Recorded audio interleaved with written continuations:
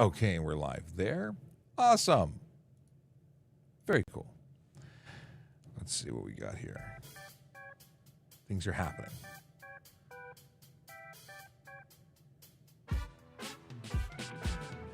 Okay, this is really happening now. We're getting ready. We're going to press a button. It's 10 o'clock. It's time for Ask a Traffic Cop. And today we have a special guest. We have Logan, who's sitting in the green room. Is it a green room officially? I think it is. Let's bring him in. Hey, what's going on? Hey, what's going on, Sean? Long time.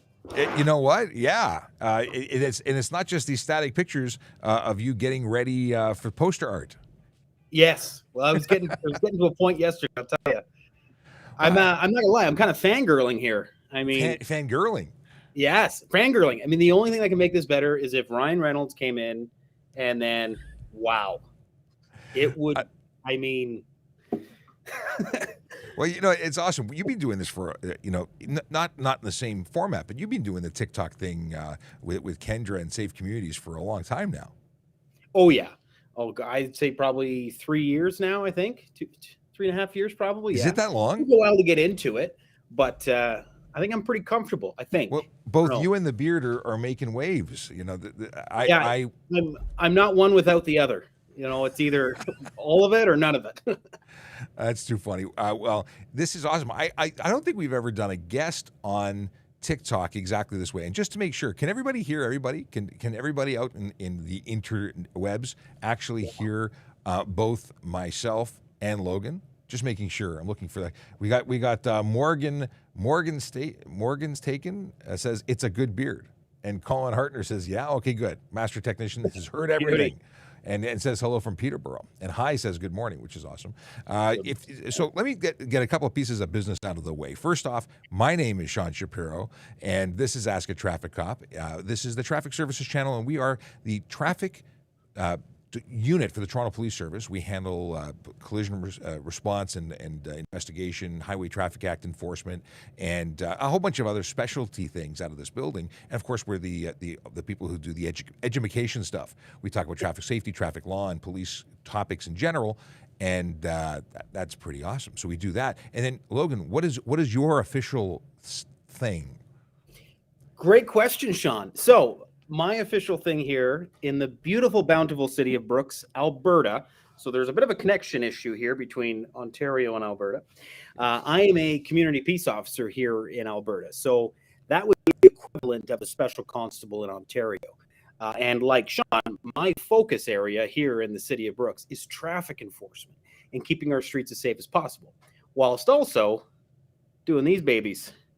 Doing the TikToks and the everything. Yeah. And we are currently broadcasting on TikTok, YouTube, Twitter, Twitch, LinkedIn, Instagram. Where else? I think we've covered it. I've looked at all the logos. I think I didn't read them in order, but that's where we are.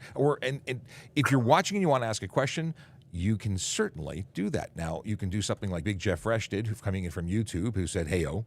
And we have Wallace March, who says, happy Friday, gentlemen. And hears us both loud and clear, which is amazing. We've got CJ, who's taking questions out of the chat on TikTok and putting them in here, like this one. We've got, hi, how long in patrol before you can apply to a more specialized unit, specifically traffic services? It's a fantastic question. And I believe it's from Hi. That's actually a user. It's from the username. I got two different windows going here. Lots of computer screens. Yes. And the answer is we actually have a class of new recruits who are starting with us. Historically, it had to be about 5 years on the road before you can go into a specialty. But we've also had officers, depending on, the flavor of the week, sometimes we have officers starting directly with us, and sometimes they go to the division first. It all depends on what we can do and how we can do it. How about, things like ETF, though? Where police dog services, they need to have a lot more experience. They don't start there. But it's a fantastic question from Hi. And Patrick, this is a great one to get in. Patrick says, good way to spend the taxpayers' money, send our money to, there's some grammatical issues with the question or statement, but basically, if I'm reading verbatim, it's good way the taxpayers send our money on TikTok. I'm sure it was a typo. But what they're keying into is the fact that we are both paid by our respective employers to be on TikTok and other social media platforms to answer traffic and police questions. It's a great comment. I completely agree with him. It is a great way to spend taxpayers' dollars because it's a way that we can give back to our community to teach them and show them the right way of doing things. And it's not often where you can have these platforms where members of your community can come and genuinely ask questions about things they want to know. So absolutely, I 100% agree with that comment. I'm not sure if they meant it as a positive or a negative. That's up for it's up for debate. But in any I'm way, always taking things too nicely, Sean. you know what? It's good. It's good. It's we should always err on the side of it's a good right? thing. Glass half full kind of guy. Absolutely. I don't know what's going on. Sometimes you're a little bit pixelated. Sometimes you're clear. So things are happening with your feed, but we hear you loud and clear. So despite the fact that some people might have a mosaic, you may have a mosaic look to you for some people. Because I'm a ginger, Sean. That's what it is. I've got. Although I'm getting a little white in the beard, but Yes. and then now I can't really say beard. It's facial stuff, but it's not a beard. You have a properly formed and manicured beard. I must say I'm impressed. Thank you. And Big Jeff. Oh, here's a question from Wallace March, who says, "Are all Alberta peace officers armed now?" That's a really good question. So the Alberta Sheriff's Branch are considered peace officers, and they are armed. Commercial vehicle enforcement is also now a part of the Sheriff's Branch in Alberta. They are armed. Peace officers, community peace officers like myself, we are currently not armed. So we're doing some traffic stops without a nice little chunk on our side. But you know what? I almost think that's a good thing, because it makes, I feel like some officers, when they have that gun on their side of their hip, it's very easy to become complacent and to rely solely that you have that in the case of an emergency, where, when we approach a vehicle or when we stop a vehicle, we take that little extra time to focus on the driver to make our checks. So I kind of like not having it. I kind of feel like a little UK over here. I'm in, you know what? I have mixed emotions, because traffic stops are very, very dynamic and can be very dangerous. So that is definitely different way of thinking. Like here, we fly by the seat of our pants here in Alberta, Sean. Seat of our pants. Pants, and but at least you have pants. They do issue you pants. Yes, they're tight, but I have them. Mine, yeah, I start off with a size, and they fluctuate in tightness. They shrink and grow. I don't know why that happens. 511s that stretch. Right. Very good. Now we've got a couple of questions that have popped in. And by the way, if you want to ask questions on any platform other than Twitter, you can do that. If you're on Twitter, go to trafficcop.ca, jump onto one of our other platforms. YouTube is possibly the best one. And if you're watching on YouTube, please hit that follow, subscribe, and the little bell so you get notified when we go live and post new content. If regardless of how you're watching or where you're watching, please do follow and subscribe, like, and all that jazz, because we want to be able to help more people. And we do have people in here. There's let's see here. Lots of people. The questions are coming in fast and furious. I see the scroll of the chat. And thank you. We've got the assistance of CJ, who is taking questions out of the TikTok so we can actually answer them. Before we get too deep into things, I want to just do some business that I have to do, and that is I have to talk about the Vision Zero enforcement team. Are you guys a Vision Zero or similarly a minded community where your aim is to have zero fatalities and zero serious injuries on your roads? 100%. We don't utilize that acronym, but we do definitely strive to do that every day. Every day. Well, today, our Vision Zero enforcement officers, we have a dedicated team that go out into the community, and they go specifically for the big four. Now, our big four are speeding, aggressive driving, distracted driving, and impaired driving. And of course, those are tall, silos. There's a lot of charges that make up aggressive driving, like running stop signs and failing to follow, directions on street signs and just being aggressive. Anything that can be considered aggressive is aggressive, because that's what it's called. In any case, they're in two divisions today. They go and augment the work being done by the people who are actually assigned to those divisions. So we have 31 Division and 41 Division. All right, you know what I did? I was preparing for today, and I made a little, look at this. I'm so on top of things. Those are communities, neighborhoods within those two divisions, like Black Creek, Humbermead, Downsview, Humber Summit, Dorset Park, Kennedy Park, Birchcliff, and Cliffside. And I like to say that these are neighborhoods where people live, work, and play. They deserve to be safe in those communities. And when you're driving through or you live there, whatever the case is, if you're engaged in this kind of driver behavior that we know leads to serious injury and death on our roads, you're part of the problem. And these officers are looking to have a conversation with you, issue you a ticket, and hopefully change your behavior. Just saying. What Sean said. With that out of the way, we can get back to stuff and things, talking about the questions that people have. And I know that some of them have popped in here and are now on screen, or will be on screen in just a second. Here we go. we have a question from Raleigh, who says or asks, is it a violation to use the phone in hand while driving, even for navigating? Well, this is going to be very interesting. One of the things that I want to highlight in today's show, so excited to have you on here, Logan, because you guys are a lot more expensive. Like, your fines are way higher than that of Ontario fines. It's funny you say that on this question, because you are higher than us on this question. On this one? Okay. On this one. But on other ones, so this is going to be, we should be keeping a scoreboard because this is awesome. So cell phone ticket, a charge for distracted driving, which in Ontario is going to be a handheld communication device, being used, a handheld entertainment device being used, or a screen visible to driver, which could be someone else's phone or an entertainment device of some kind that's visible. So some people, it could be playing a movie on your dashboard, it could be anything.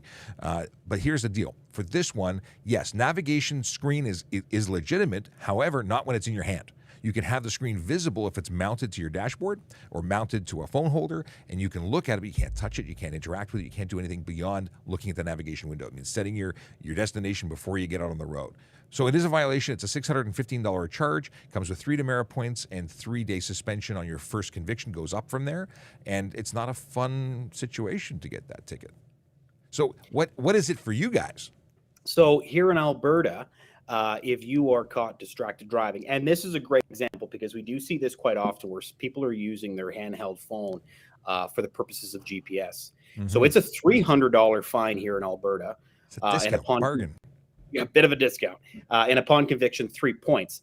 The problem in Alberta now is when insurance companies are finding out about it, they will flag you as a high-risk driver, either suspend your insurance, or jack your rates up so high that you can't afford insurance. There's been plenty of news articles out here in Alberta where people are trying to go buy new vehicles and can't because no insurance companies will touch them because they have a distracted driving charge on their record. So, yeah. And, I actually, a couple of years ago, it only used to be $287 for the fine. So ours started off as $1.25, I think, and has gone up considerably and continuously because people aren't getting the message. Yeah. And it's something that we should all have figured out long ago, but it's a bit of an addiction. I know that people have an issue taking this out of their hands. And I do love, you must see this all the time too. I'm on speakerphone. I'm not using the phone. I'm on speakerphone. And I can't tell you how many people believe that that's speakerphone. But let me ask you this, because I've heard this from many, many people. Yeah. Is using your is drinking water permitted or drinking beverage permitted in Alberta while driving? So that's a really good question. We get this a lot, especially with coffee, good old Tim's coffee. There's nothing at face value against the law about drinking your coffee or a Coke or a water while you're driving. Now, if you're sitting there and you're pouring the cream and the sugar and you're stirring it up, we got a problem. We got distracted driving on our hands. But if it's a simple act of picking up a coffee from your cup holder, taking a swig, like I can do that and not even take my focus off the road. For sure. So again, at face value, nothing wrong with it. If you spill your hot coffee, the first thing you want to do is, do the old pat the lap thing. Can turn into a distracted driving incident, right? So would that be distracted? Because in Ontario, that would be a careless driving charge. Not because distracted for us is specifically those 3 parameters. And if it's coffee or drink or having a full-on 3-course meal with knife and fork, that would be careless driving because it negatively impacts your ability to focus on the road and drive safely. So we have a section in our distracted driving section under the Traffic Safety Act that speaks to eating, drinking, and other things, whether it's makeup or not. Yeah. Now, again, though, if when you're doing that, if you end up failing stop signs, you're going over the speed limit, then we can look at careless driving on our side of things under the Traffic Safety Act as well. But if we just witness you doing the act of, I got a guy not long ago eating a burger, steering with his elbows. Oh, hey, that's not what could be wrong with that. Under our laws, right? So now, if he blew a stop sign and he was speeding doing it, we could look at careless. Interesting. What is your so we've already talked about what the cost of your or what are the fines for distracted. What are the fines and what's the charge for careless driving? Because in Ontario, that's going to be $490 and 6 demerit points. So we must have the same demerit point system. So we're $567 for careless and 6 demerit points upon conviction. Interesting. This is going to be interesting because we're going to go through this all.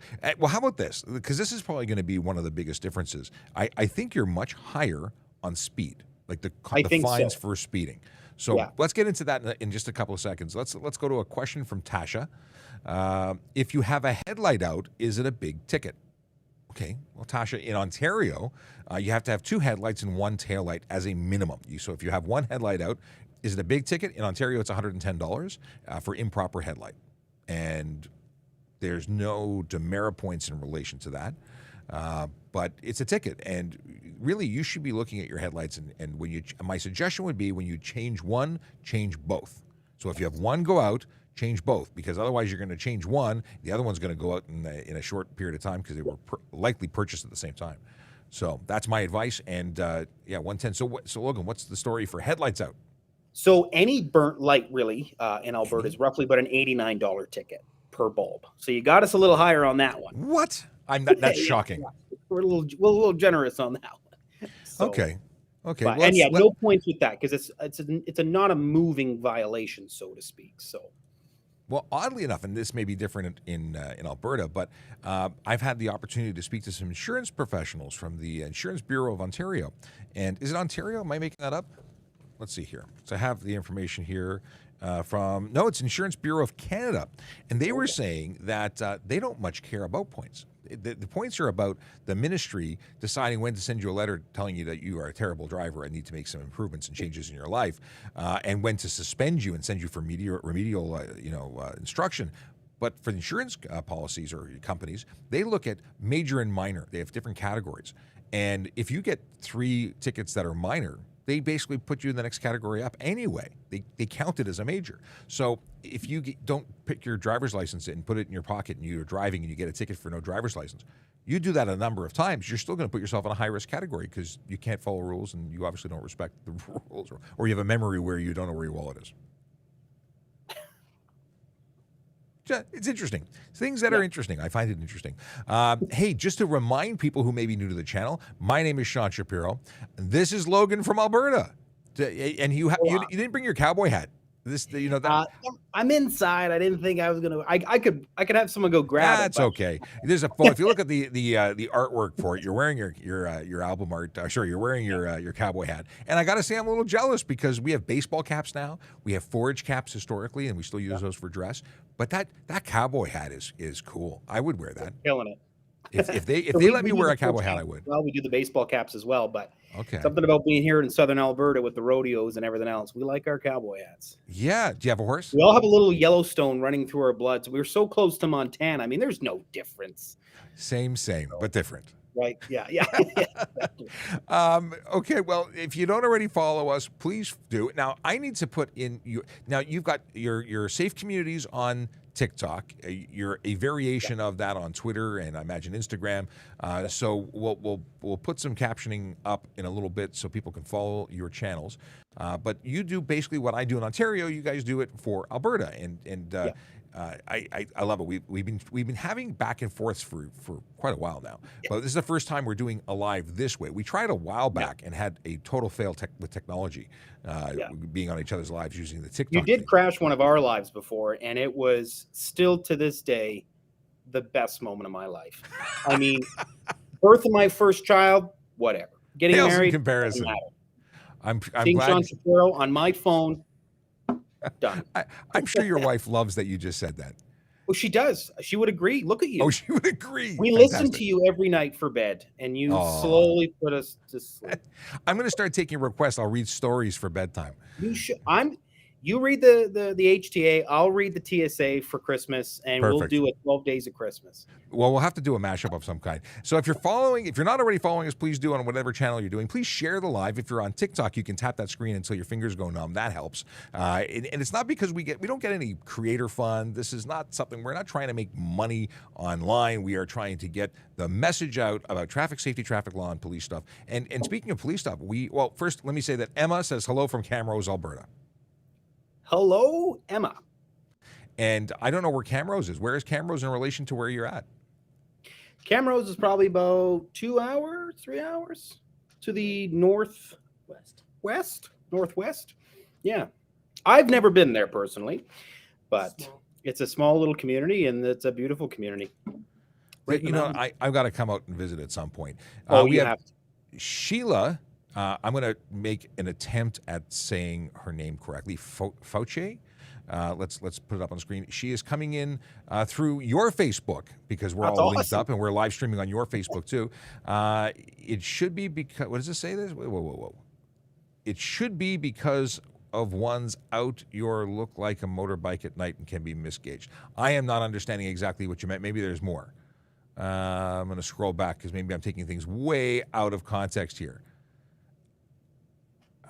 No, I'm not picking up what's being put now. Okay, Sheila starts off by saying here, because there's multiple messages. So how do you provide proof of use? Is it by hearsay? He said we're talking, I think, cell phones. I think we're talking about cell phones. And I think we're talking about proof.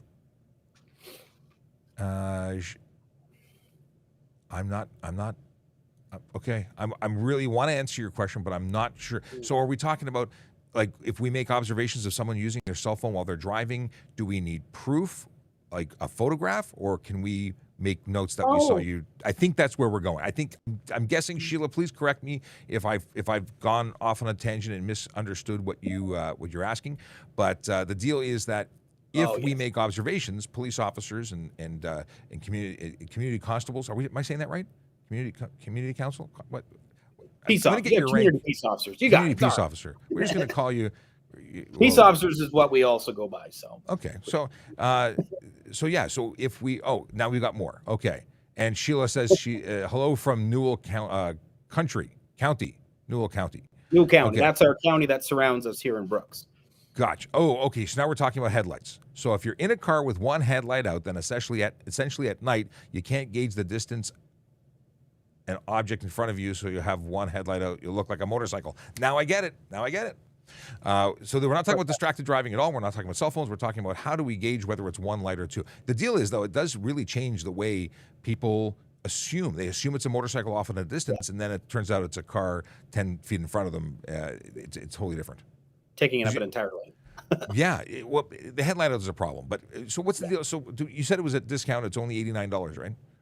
I believe it's $89. Yeah, last to my memory, it's about $89. Yeah. So. At the end of the day, check and change your stuff. Okay. Yeah, 100%. We got the AOK sign from Joe. That was a big roundabout we thing. Got there, though. We got where we needed to go. Okay, here's a question: are Albert's peace officers trained to utilize an ASD in so impaired investigations? Do you arrest for impaired driving? That's a really good question. So recently in Alberta, a lot of our impaired laws have gone provincially. So we have something called provincial sanctions. So if there is no criminal element in place in regards to the impaired, they get provincial sanctions put upon them. I think BC does it already. So now that it is provincial, there is talks of getting us, the ASDs, to start doing alcohol screenings. We do a lot of 24-hour suspensions for alcohol and cannabis. But as far as administering the alcohol screening device, it's coming down the pipe. So it's a unique situation because here we'd be arresting someone for that, and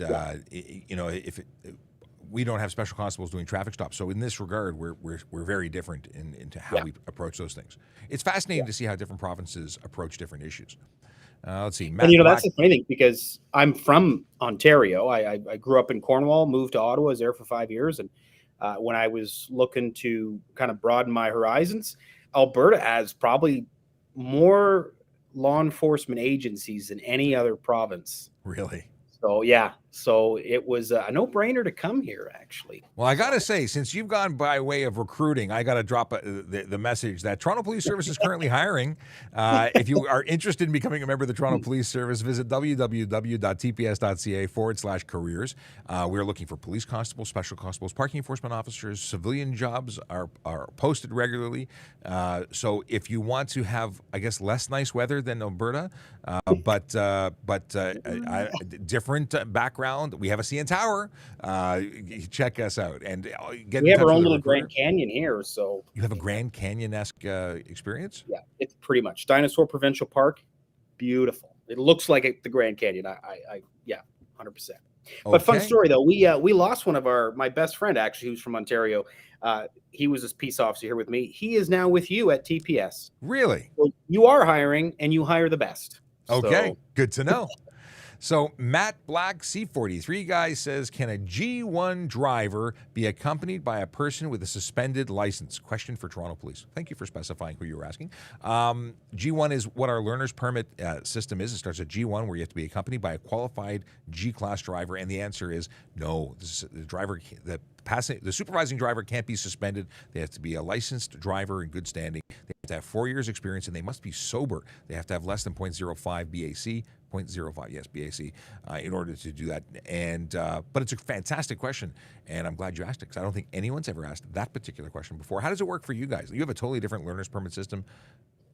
It's kind of the same way. So we have a Class 7 graduated driver's license, which is the equivalent of your G1, and then we do what we have a graduated driver's 5, and then we have a full Class 5.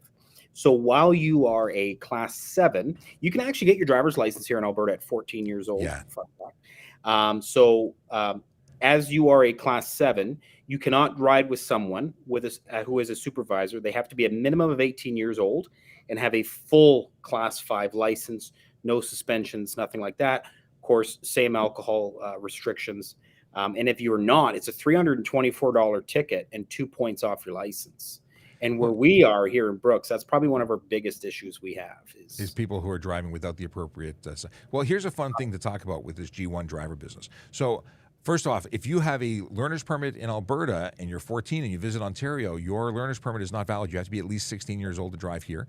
I don't know how I feel. I don't think I would have made a very good driver at 14. I don't know how I feel about that. But I think the reason you do that here is because we have, especially in Southern Alberta, it's all farmers. Farms are everywhere.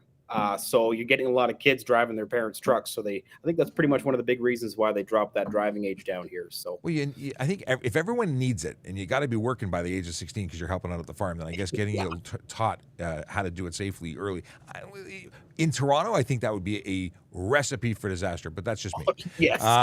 So here's the deal. G1 driver who is out driving in the passenger, let's say the scenario where the passenger is a suspended driver. So the charge that would be laid would be G1 drive unaccompanied. It would be $110. But wait, there's more. Upon conviction, a G1 driver who is violating a condition of their license would receive a 30-day suspension on conviction. For the first time. The second time, they'd get a 90-day suspension. The third time, they'd get kicked out of the program. They have to start their G1 all over again. That means when you were waiting for 8 or 12 months, depending if you were with proper instruction or not, you'd start at zero. All monies and times would be gone. Wow. So that, in that sense, we're kind of hardcore. Also, if you're a G2 driver, if you're anyone in the learner process of the graduated licensing system, and you get a ticket with 4 points, instant on conviction, you get the 30, 90 and kicked out consequences. Yeah, for us here, it's with the Class 7, we base it on points. So you have 8 points as a graduated driver's license, whether it's a Class 7 or a Class 5. And as soon as you surpass your points as a learner, you get suspended for a minimum of a month. And then you have to start your probation period all over again from the start. And it's a year probation on your Class 7 here in Alberta. So with the 5 GDL, there isn't really any specific restrictions outside of having zero alcohol. You can't have any alcohol in you with a 5 GDL. So I'm not a lot of people confused about all these numbers you're throwing out. Yeah. It's just like totally, wow. You know what? Having the discussion about how you have different acronyms, different, like the fact that it's not called an HTA already starts me on the road to confusion. If you're watching and you don't know who I am, my name is Sean Shapiro. I'm a police constable with the Toronto Police Service, and this is Ask a Traffic Cop, the show on the internet that answers your traffic and police questions. Joining me live from Alberta is Logan, who is the man with a beard who wears a cowboy hat and goes out and enforces traffic laws in Alberta. And you're with Brooks, in Brooks, Alberta, the city of Brooks specifically. Yes. Very cool. What else do I want to say? If you're, regardless of where you're watching, please like, please subscribe, and please also look up the folks at Safe Communities, which I've got to put up a. I said I would do it like 10 minutes ago, and I haven't done it yet. So I'm going to add a little thing here. We're going to call it Safe Communities. So, is there a website what's the best place? We got Kendra who's sitting by. Kendra's like right next to me. She's the heart and soul of this Safe Communities program. She's like your Q, but she's our K. So I don't. She's got all the powerful messaging for that. So Safe Communities and and it's called. Okay, wait. It's called Brooks. So I'm typing it out here. Brooks Kendra and might Newell. chime in here in a second.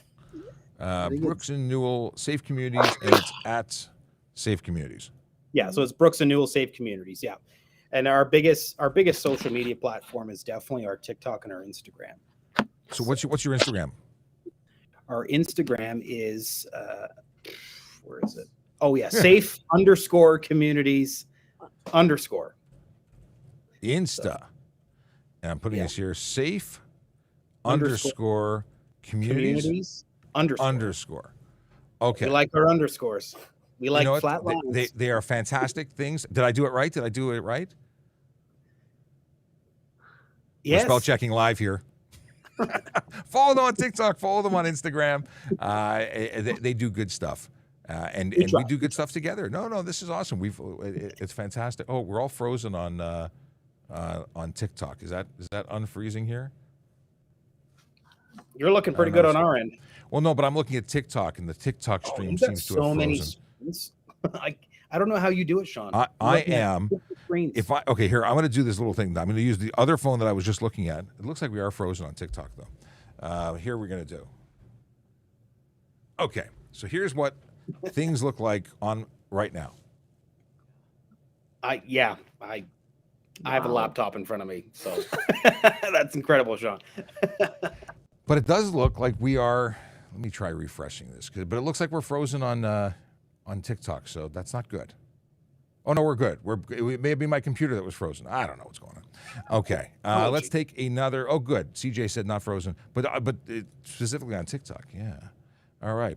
Mugline looks good here. Okay, no, we got thank you very much for everyone who's watching who has confirmed that it is working there. That one guy wants to know what the difference is between a police officer and a peace officer.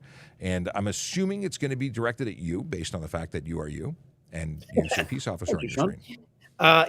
This is a question we get asked a lot. The easiest way to describe the difference between the two is, a police officer enforces municipal laws, provincial laws, and federal laws, whereas a peace officer enforces municipal laws, provincial laws, and we have few federal laws that we can enforce while in the course of our duties.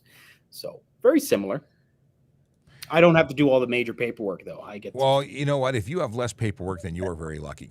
And I still think I have a lot of paperwork, so I don't know. I am sure you do. Listen, everything has to be documented. There's so much litigation and not litigation, but managing of risk. And paperwork. It's not the movies. It's not the movies. It is not. It is not. So here, is it illegal to drive with a coffee while you're, is it illegal in Ontario to drink a coffee while driving? So we talked about this a little while ago. It's not illegal to have a sip of coffee or drink or eat for that matter, as long as it doesn't negatively affect your ability to safely operate your vehicle. That was a mouthful. And if you are, so here's the example. You take a bite, you put it down, you chew, you drive, life goes on. But if you do the same thing, but it's so good that you can't focus on driving and your car is all over the road, that is going to be the issue. Let's see here. You have to chew, though. You have to chew choke while you're choking driving. is bad. That's bad. Okay, what do we have here? If I lend this is fantastic. Okay. If I lend my vehicle to someone and they get a red light ticket in Toronto, will I get demerit points? So do you have automated enforcement in Alberta? We do. Some places have red light cameras. The most common one is radar cameras, so for speed. Okay. And there are no points with that. So you're it's the all same billed to the registered owner of the vehicle. Owner liability. So that is the answer. And it's the same thing in Ontario. We have automated enforcement when it comes to speed and red light cameras, and those are charges laid specifically to owner liable charges. So it means that the registered owner is responsible, and there are no demerit points because we don't know who's driving, and it goes against your plate, not your driver's license. So I don't know how I feel about that. I think Australia's got it right, where they do hold the owner responsible and do give them demerit points. And if you go to court and say, no, it was my brother Bob or my brother Doug, then they can take it up from there. And if your brothers wouldn't, take responsibility, then okay, you eat it, and then you never loan them a vehicle again. Hey, Sean, by chance, Bob and Doug, are their last name Mackenzie by chance? They are. Did you know them? So. I think you were going there with that. I was going there. So here's a question for you in terms of Where was I going with it? Tamara points. No, I forgot where I was going with it. Oh well, the Bob and Doug thing threw threw me off. It's okay. It was worth it for the reference being spelled out. Red light ticket speed. Oh, Australia. Maybe that's where I was going. In Australia, they actually do give the registered. I don't know. We'll move on. Hi wants to know. Oh, what is this? I'm going to read it out now. Can a track trail drive without trailer turn signals if the front signal is visible from the rear? I don't know what that is. What is a track trail drive? So signals, if we're talking about a trailer being towed by small trailers, generally speaking, if they're so small that you can see all the vehicles' signals, then you don't need to have wires or them wired for signals. I think all trailers should have them.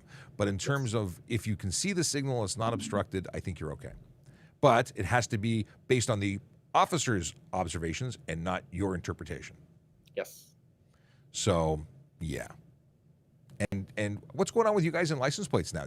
First of all, do you have one or two, front and back, or just back? We just have rear license plates. Interesting. So, and we've just changed our license plates now to be reflective. For the first time ever. Yeah, so they have a reflective coating on them so that LPRs can pick them up. Okay. So, and you're using the automated license plate readers? Well, I don't know anybody in Alberta who has them, but that was the reasoning. So okay, well we're now moving to a big rollout on that, so that's very cool technology, very exciting. Yeah. What do we do? Oh, is it illegal? This is a good one. Is it illegal to have a dog's in the bed of a pickup truck while driving? Can you do that in Alberta? Yes, I mean, so they have to be. So that would be covered under our Animal Protection Act, not so much a traffic safety act. So they have to be fully enclosed. They have to be tethered. There's a few things that come into play when you put a dog in the back. Mainly is they have to have adequate shelter, is what it comes down to. For so protection. They can't slide off. We have a lot of flat deck trucks here, a lot of farming trucks. So they have to have sides. They have to have barriers. They have to be tethered. So if it's raining or snowing, they have to be enclosed. I don't know. I have to go back and reference about the animal safety side of it, but and that is a big factor because obviously I like animals. I want them to be safe, and flying fur is not a good thing. But when we talk about secure loads, like if that dog could become a projectile, well, that is an insecure load, and we wouldn't allow a passenger, a human in the back. Why would we allow a dog? So I would charge them for insecure load at the very least. And tethering, I'd be investigating other things, but I don't see it very often. It's not something that's commonplace here.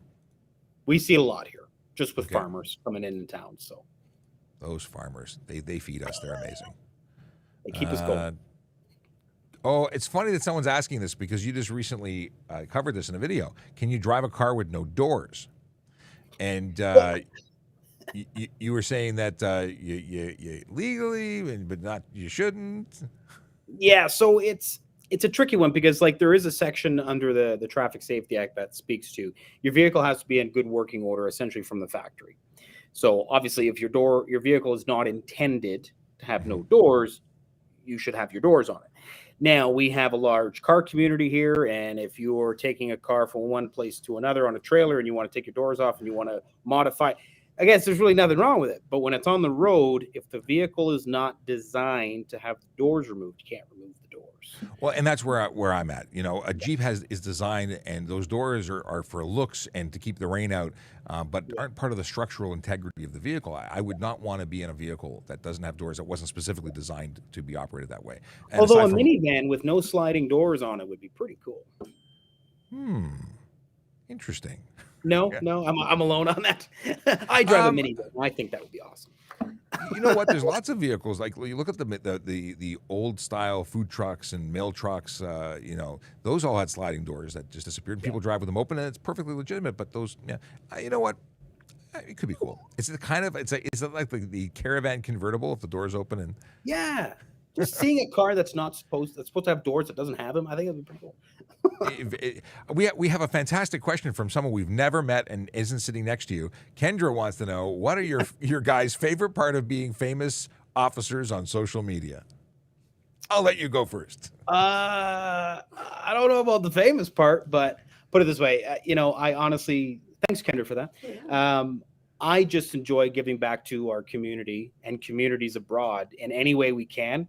It's the little things about our job that make the biggest difference, I feel. We don't get to have a lot of positive interactions with people on a regular basis.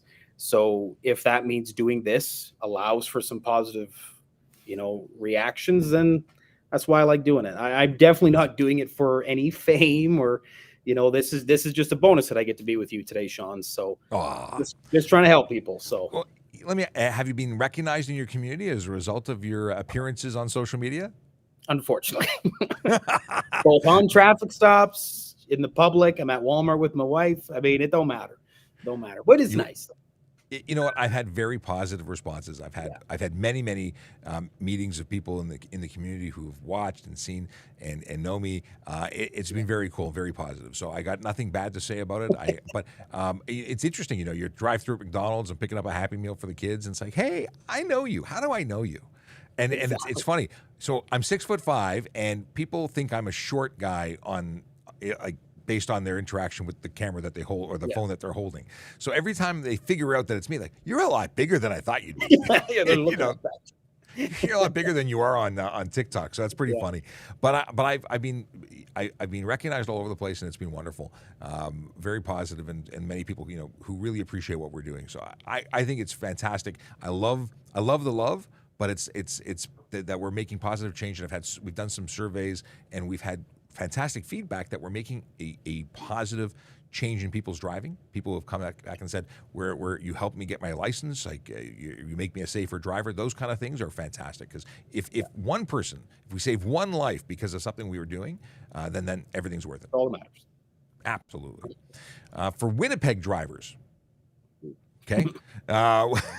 I don't know about Winnipeg drivers, but let's see what the question is and see what we can do. What traffic laws should we know when we drive to other provinces, like pedestrian lanes, highway? Well, that's actually a very good question, because I don't know how things differ in Winnipeg than anywhere else, other than there's a place called Blondie's that you need to go to apparently for a hamburger the size of a pizza box. That was loud.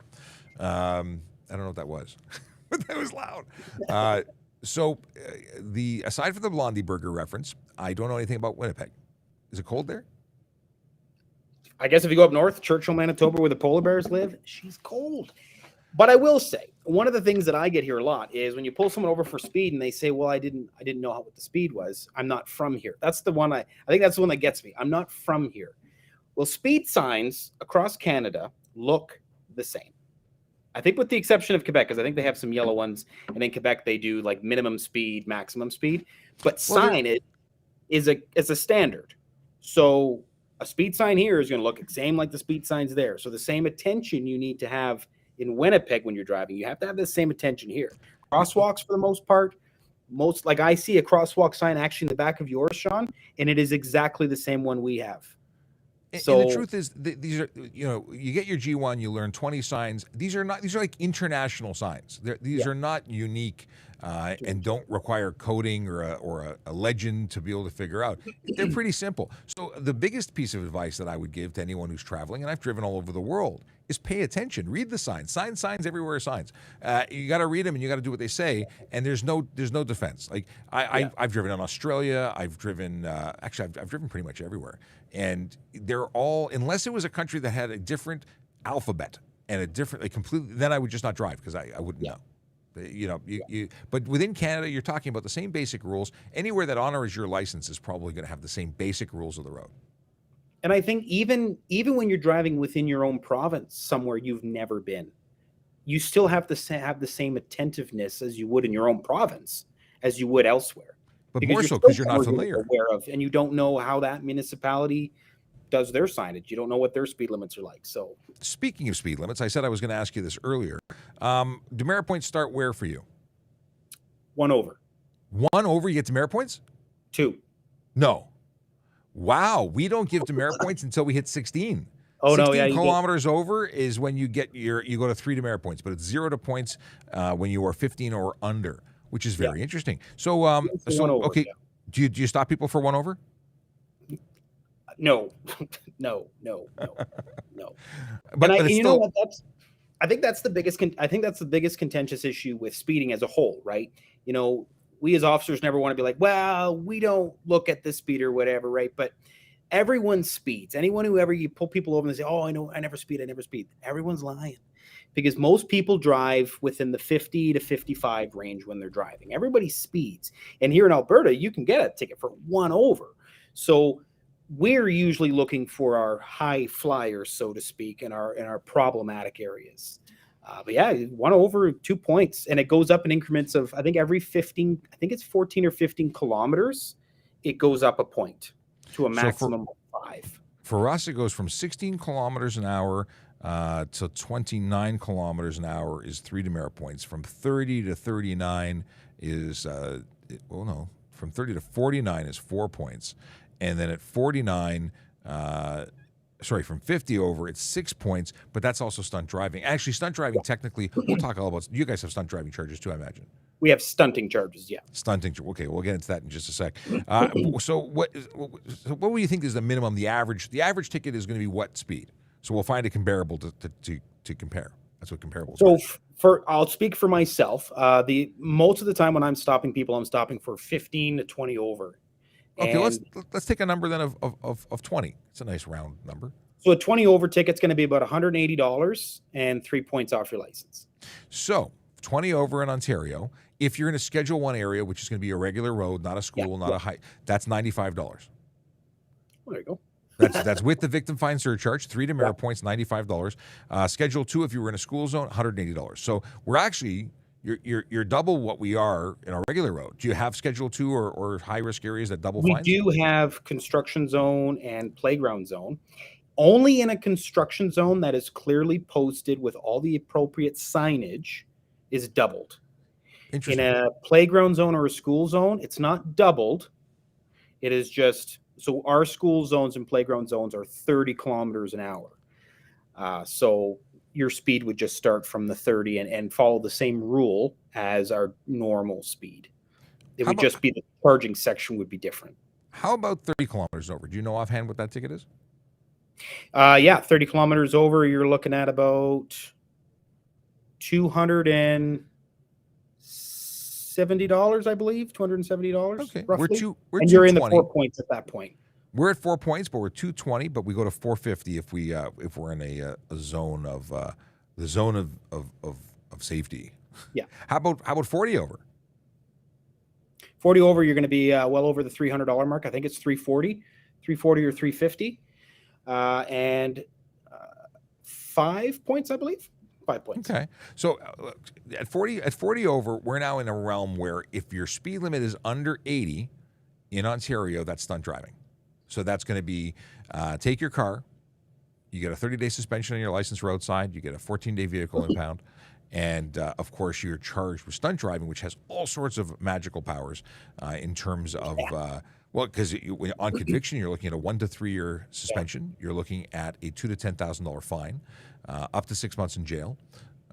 You're looking at because it escalates. If you do it again, you're looking at a 3 to 10-year suspension and the same $2,000 to $10,000 fine, up to 6 months in jail. And on the third and a subsequent, you're looking at a lifetime ban of driving. Like they're really serious about it.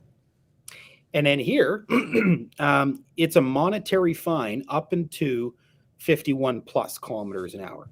So at 50 kilometers an hour, which is scary because I got someone the other day in a school zone doing 50 kilometers an hour over the speed limit. That is a $495 ticket and maxes out our points at 5.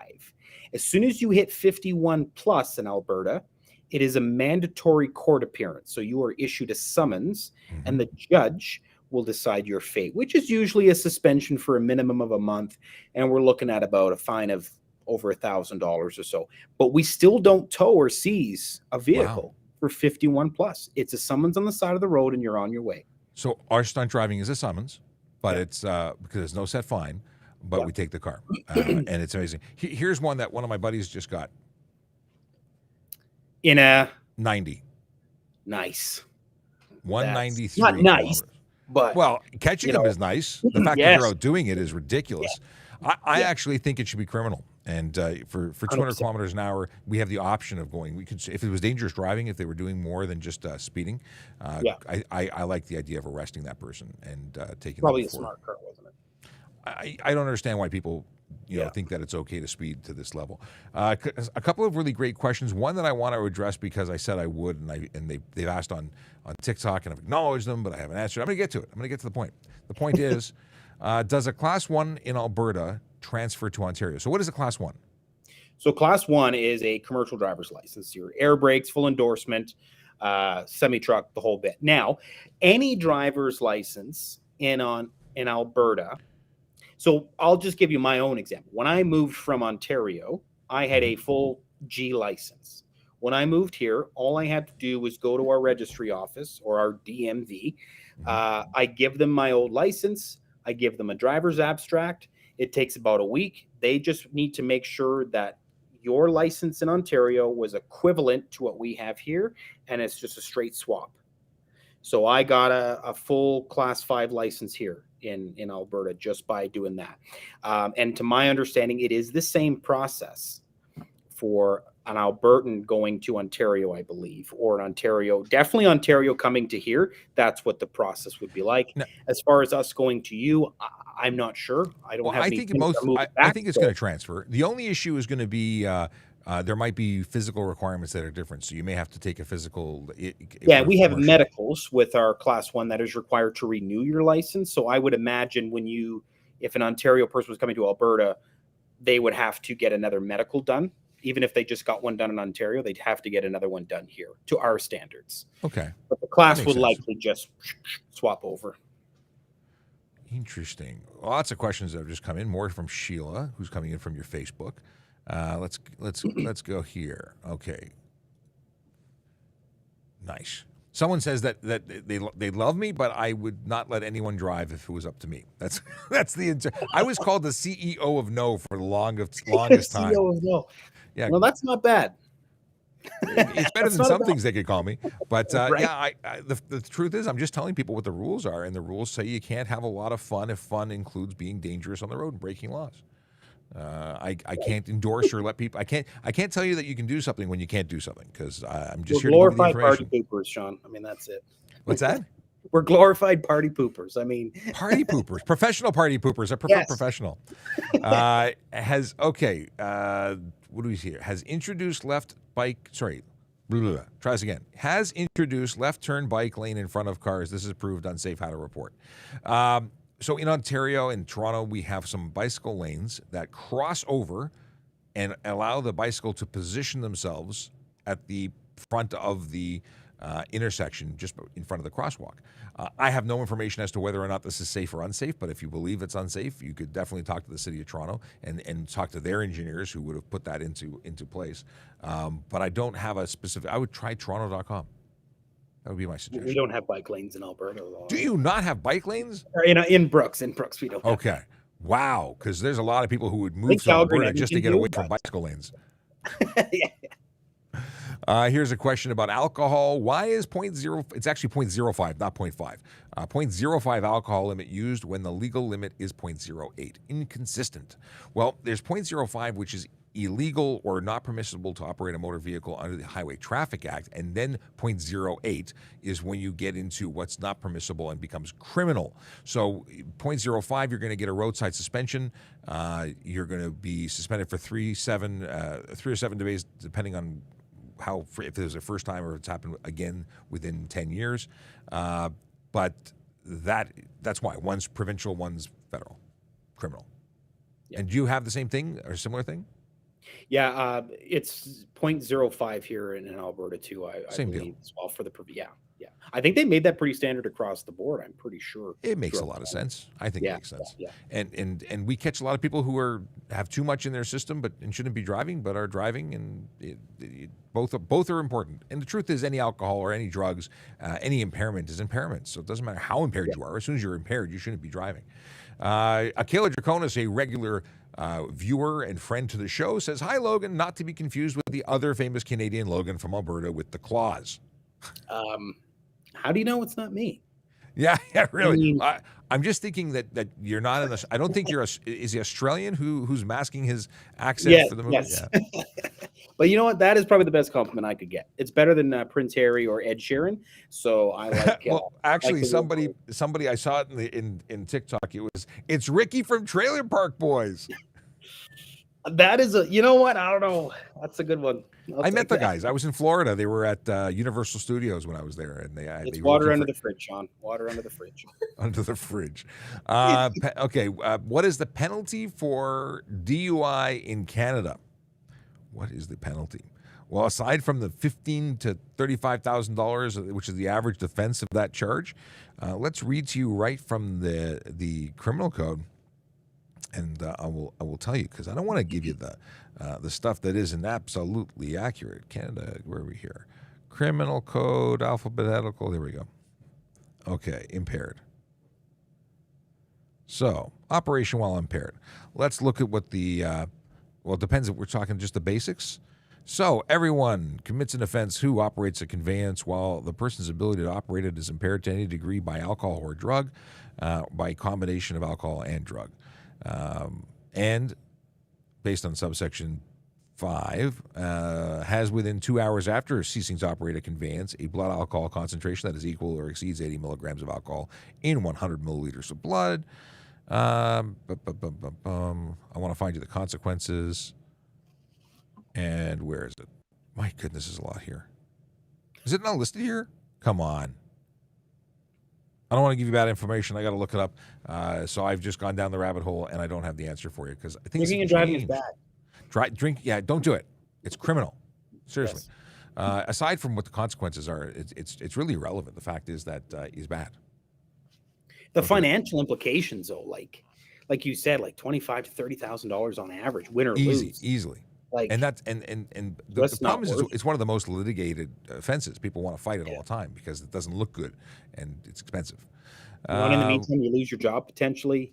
Your car's gone. I mean, it affects family. Like, it's just good luck ever getting insurance again. If you want to draw, actually, because you're looking at a minimum of 1 year suspension and then an additional administrative, and you're talking like some people get into that interlock system.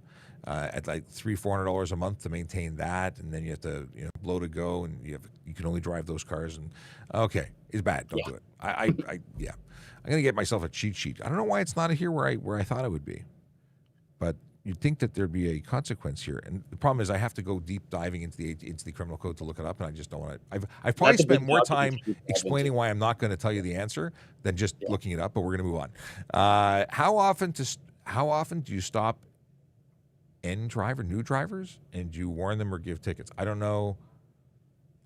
I'm going to assume this is how often do you stop novice drivers, and do you warn them or give them tickets? So like Alberta here. Sorry, Sean. No, go ahead. Anytime, because it's such an issue in Brooks where we live, if you are a learner driver driving without proper supervision, you're guaranteed to probably get a ticket for driving without a proper supervisor. And then if you're driving a vehicle that is not yours, we will also charge the registered owner of that vehicle for allowing you 100%. to operate your vehicle. So yeah, I'm down. That's exactly what I would do. So one, you're getting a ticket. You can't follow rules, and you haven't even got your full license. Then I don't want you on the road. Two, the person who lent it to you, if they knowingly let you drive on contravention of a what's it called, condition, then they're going to get charged. And if they say, well, I never let them, they took it, well, then I'm going to charge you criminally for take vehicle without consent. So this is serious stuff. You're not covered by insurance in the event that this happens. You wreck that car's gone. There's no coverage. Let's see here. Oh, here's a question. Is it legal for a member and its vehicle, which is active on shift, to be parked at night idling with no lights running, not visible on the highway side while conducting speed trap? And if not, and they stop someone for a violation, can it be, there's a follow-up here. And what is this? Okay. I get the basis of the question here.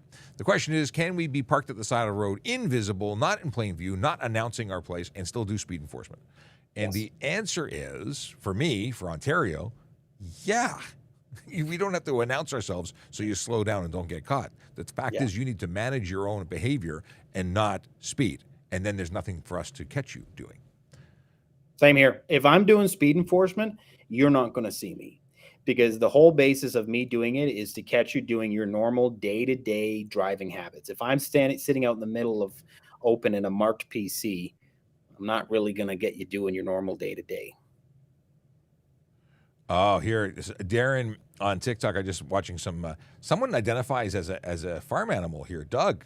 He is using a pig to describe his emotions, and I think he's trying to be derogatory, but I think he just likes cute pigs. I like cute pigs. Well, they're cute. Anyway, it's the emojis that a lot of people try and offend us on the street and think they're going to get our goat. No, it's okay. We're big peeps. How can you get the goat, Sean, when you are the goat? Oh, man. GOAT. I spelled that right, didn't I? I think so. It was right off the cup. I hope I got the words right. The dots, periods, it's an acronym. If you're new to the channel, you have no idea who we are. My name is Sean Shapiro. I'm a police constable with the Toronto Police Service here on social media to answer your traffic and police questions. And my guest today is Logan from Brooks, Alberta, who is also a traffic person from elsewhere. Yes. And I noticed it's 11 o'clock, but we're having so much fun. If you don't have to go anywhere, we can keep going for a little longer. Make sure we get the rest of these questions dealt I am good to go as long as you are, my friend.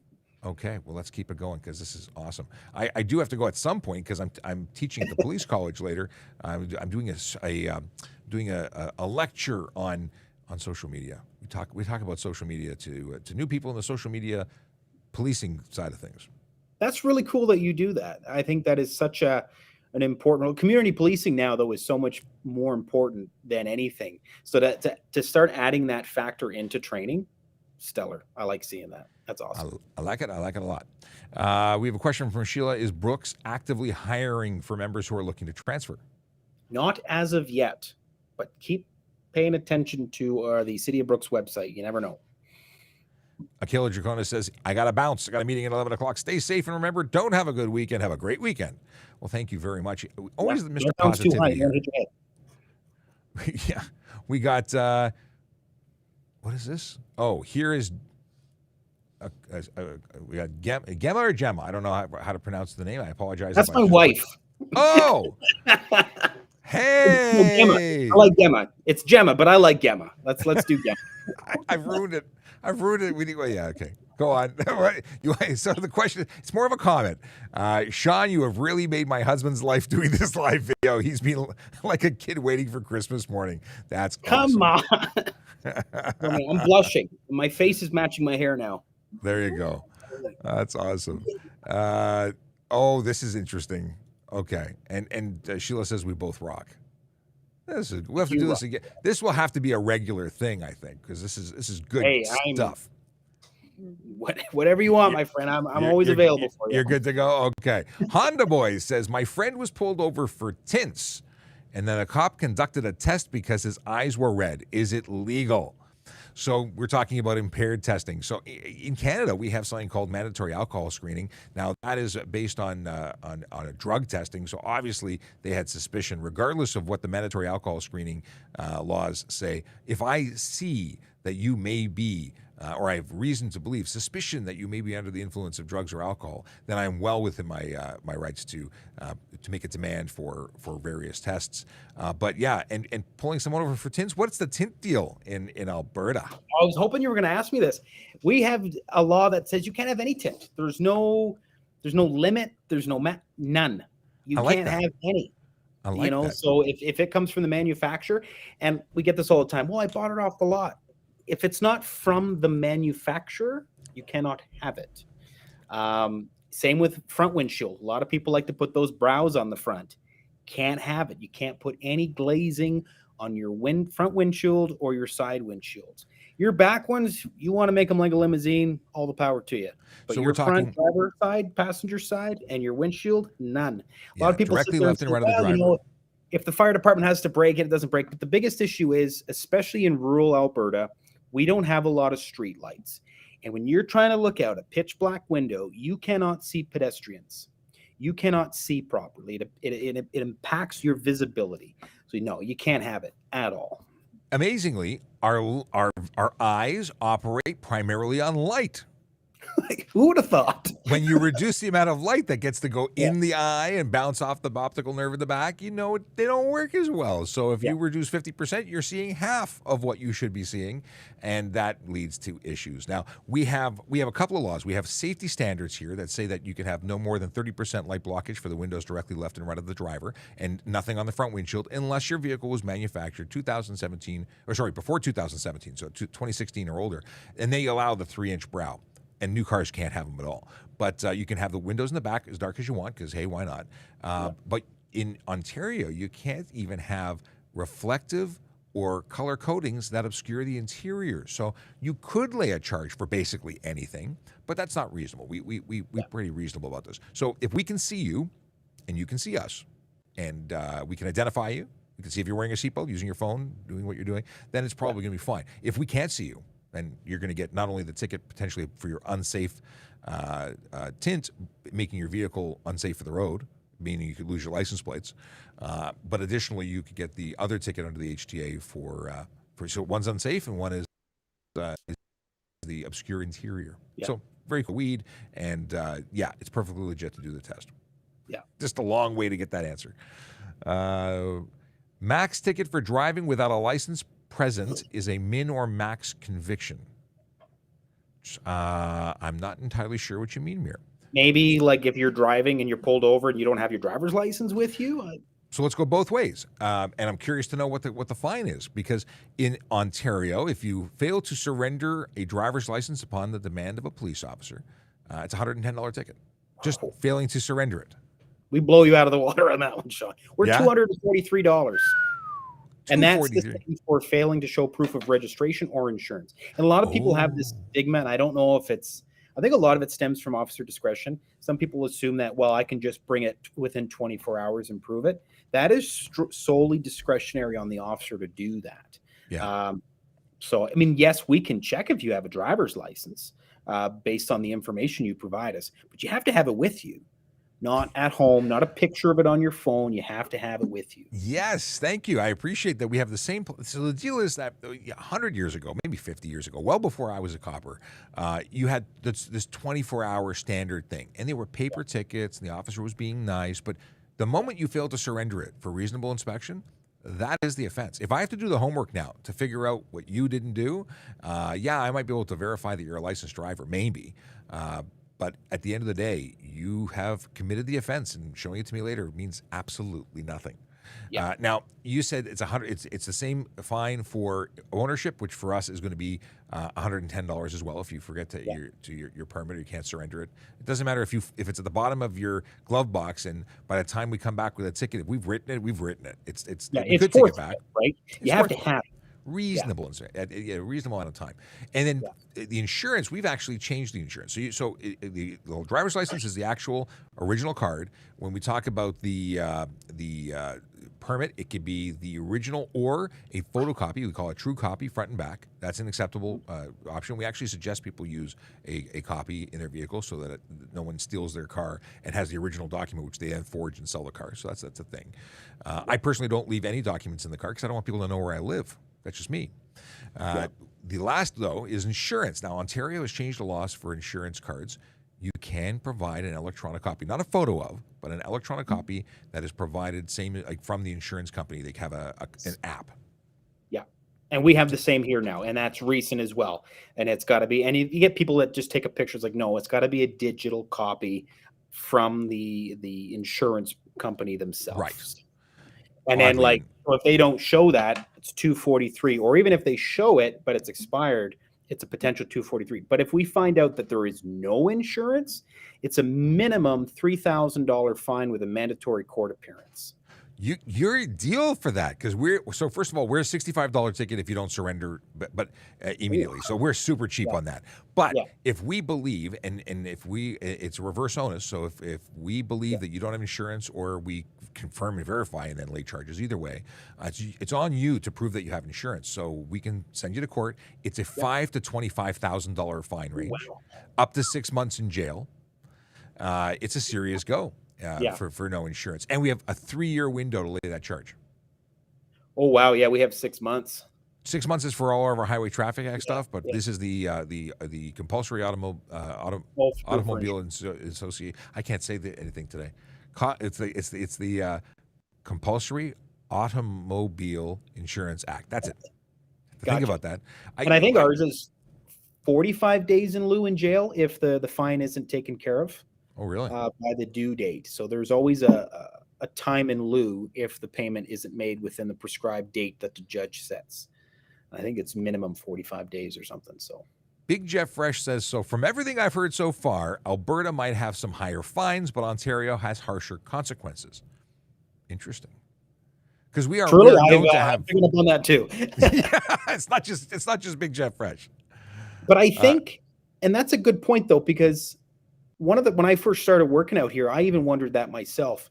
And a lot of the things that I've heard is that because we have such a very diverse culture of our work here, so whether it's farming or the oil field, the oil industry, everyone is driving. Everyone is on the go. Mm-hmm. If we seized every vehicle we stopped, even rightfully so, it's for a dangerous driving act, there'd be no farmers. There'd be nobody going to the oil. But does that suggest that you've got a lot of people breaking the law? I'm not going to say a lot, but I think that's why a lot of those, like the seizing of vehicles, and that I think that's maybe why it's not in place, because it would directly affect potentially our economy. I'll tell you why we have it.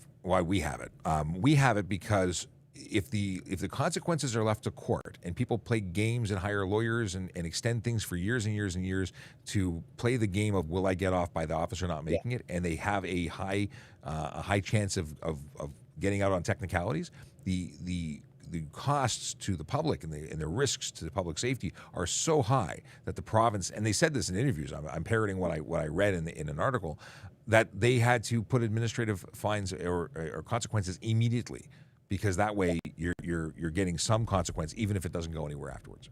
Yeah.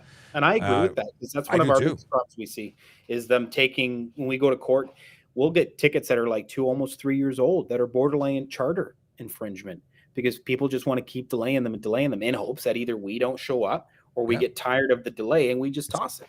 It's games. I get it. Blasted Yogi TTV says, does cops have the right to take your plates? I was told they weren't and have to have MTO to take them.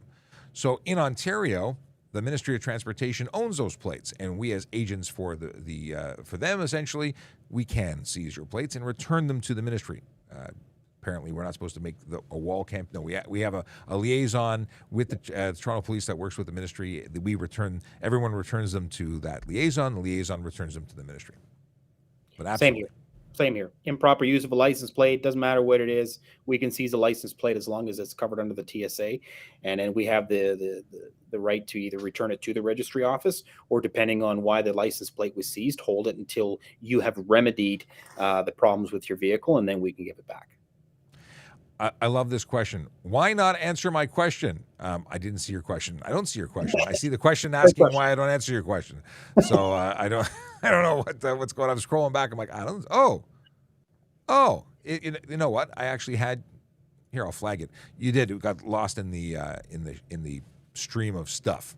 So I will answer your question. But I love that. Usually there's no question, and they just anyway.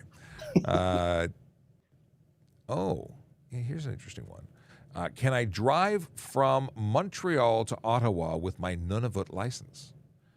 Well, it's interesting that you ask that way, because each province has different rules about residence. And the fact that you're not driving from Nunavut makes me wonder, are you a resident in Montreal? Have you moved? Because once you move, you have a certain responsibility to change your driver's license and apply for a local one. So if you are if you're from Nunavut and you're traveling through Canada and you become a resident in Ontario, you have 60 days to apply for an Ontario license. So if you're in Montreal, for instance, and you're a student there, you have different rules because you're not a resident when you're a student in Quebec. What is the deal in Alberta? Same. Like, I think even in that example, like if someone flies here from Nunavut and flies into Edmonton and they rent a car and they want to drive to Calgary, course, you can drive on your Nunavut license, but as soon as you take up residency here, I believe we have 30 days. See, 30 days for us. We have 30 days to register your vehicle, but we have 60 days to get a license, which makes no sense to me, but whatever. Yeah. So it's the same thing. But I mean, if you're just visiting or you flying in somewhere, maybe you can, it's Canadian driver's license. As long as it is a full valid license, then you're pretty much good to go. I mean, we get a lot of people from the US. We have a really popular hockey team here, and we get people up from Colorado, Nevada, California. And as long as they have an active driver's license, they're good to drive. They're good to go. What if I have legal tints in Ontario, but I get pulled over in Alberta? So how do you deal with people driving through? I get this question a lot. So, here's a really good point. And as much as it is another contentious issue, is officers have the ability to use discretion.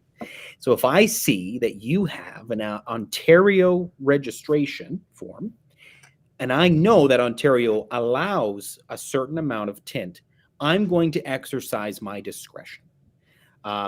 I will tell you now that if your demeanor in the vehicle is not one of a nice, pleasant individual, you may get a ticket because it is still against the law in Alberta.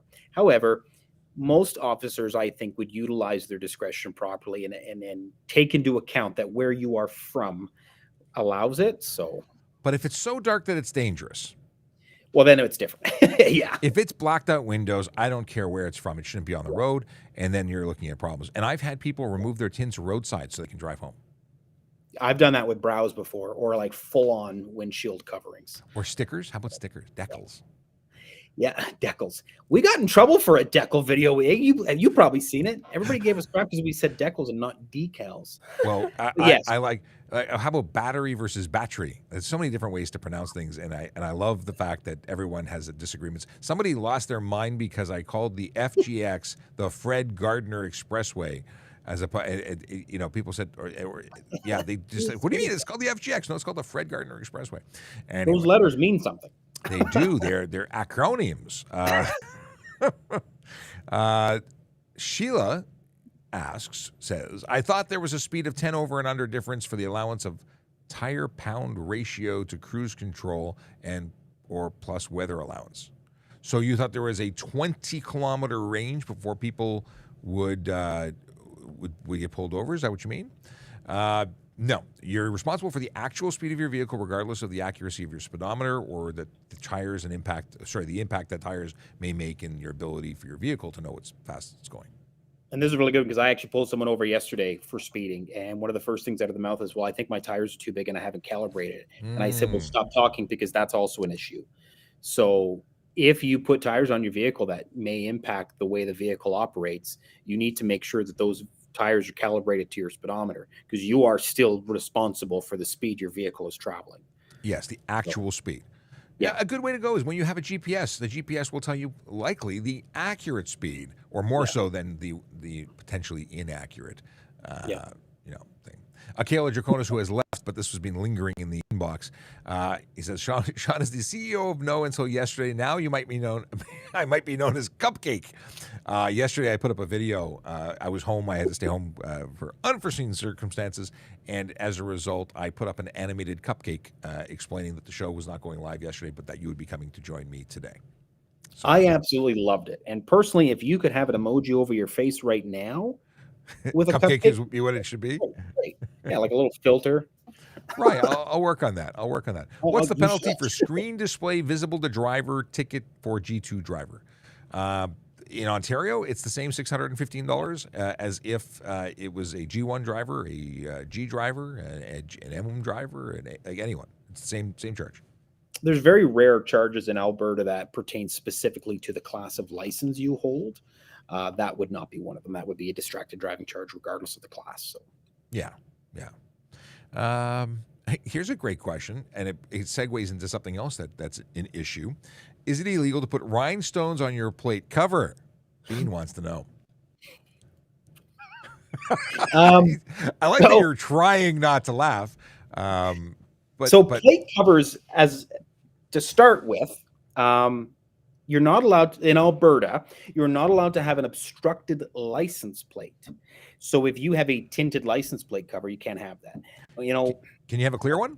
A clear one at face value, if it is clear, and I mean clear, and you can maintain it that way, and it does not obstruct the vision of your license plate, technically, yes, because the law doesn't say you can't have a license plate cover. It says you can't have an obstructed license plate.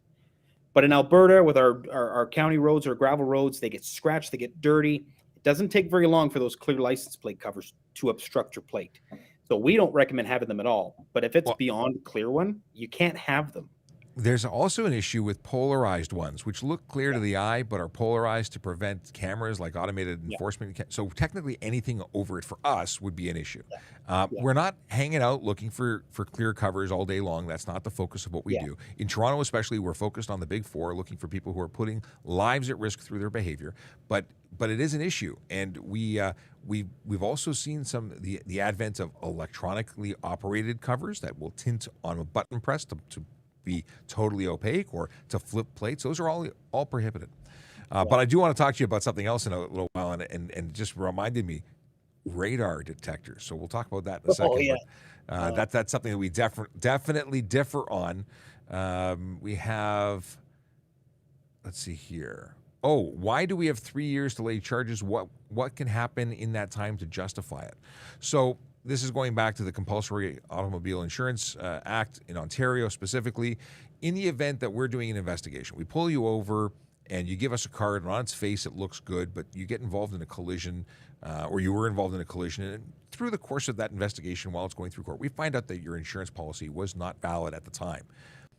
We would be able to lay charges after. So if we thought we had a case against you today, we would lay the charge today. But if it took a while during the course of an investigation to determine that you were in fact uninsured at the time that you were stopped, that's why we're given the extra time. It's a serious charge. What is? Okay, we already talked. So it was Teke that asked, and I actually answered it already. Didn't we answer this? We got one version. Here's another version. But we talked about it. What is the penalty for screen visible display for G2 drivers? So same thing. It's the $615. And people often ask, and I'm sure you get the same question: what is what's the issue? Why is it a big deal? Like, our infotainment system has our heated seats and our air conditioning and everything you ever wanted to know about satellite radio. And if I can look at that, why can't I look at my screen on my phone?